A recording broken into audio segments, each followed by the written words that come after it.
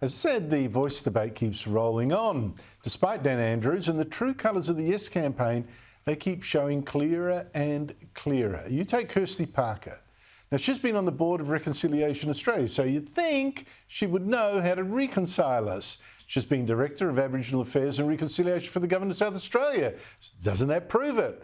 She's now a strategic advisor to the Uluru Dialogue that's pushing this voice, and that might actually explain why it's now more strife than Burke and Wills. She's now tweeted this appeal to no voters. I'm sure it's going to work. If I could have one wish granted ahead of referendum 2023 on 14 November, it would be for all decided and likely no voters to look in the mirror and ask, am I comfortable with neo-Nazis as my companions? That's point 5. Am I comfortable with neo-Nazis as my companions? Well, this abuse, seriously, is actually getting personal for me too. One Yes supporter. This is the irony. This is the whole Yes camp, so many of the Yes campaign. He calls himself an anti-racist, right? He's anti-racism. Yet she finds it perfectly fine to abuse me as a Dutch slut. Seriously.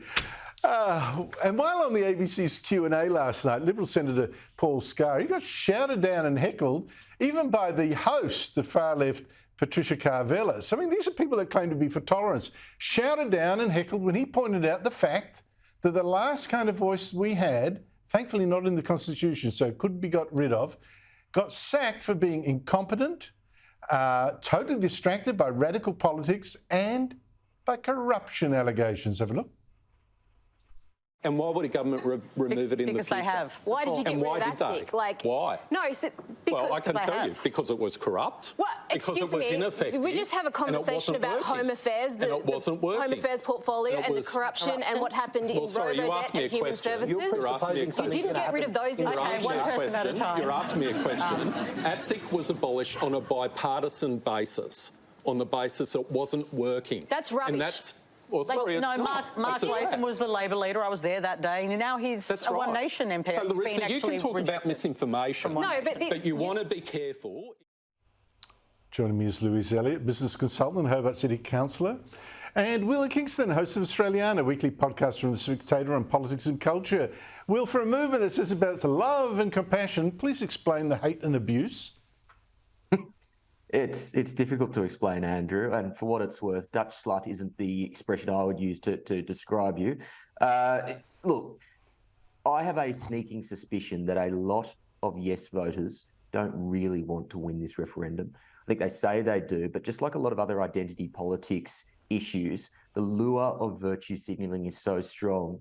The lure of being able to say, I am a good person and my fellow Australians are racists, are idiots, I am better than them. Perhaps on a subconscious level, I think they genuinely believe that it is better to be as part of a losing group, as long as I can say I'm a better person, than to actually do the harder work of making practical change happen in a really difficult policy area like Indigenous affairs. I think that ultimately is what this comes down to, that it's just much more fun to abuse people than to do the hard work of persuading, to do the hard work of bringing people on a journey. But that's really what was needed from the Yes campaign, and we're not seeing it. Look, I don't think it's far-fetched, mate. I think it's a status issue here that if you say you're for the voice, you're better than the rest. And the bigger that the rest are, the more virtuous you are. So if you lose, it doesn't matter. You're still in an elite, a moral elite. But Louise, the argument that Nazis are also against the voice, so you should be voting for it, what's your response to that?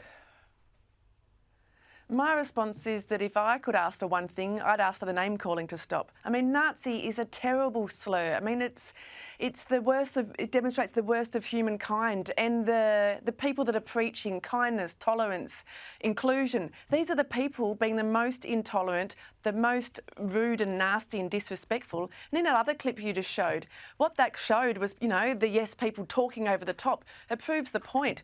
We don't need a voice. We need people to start listening.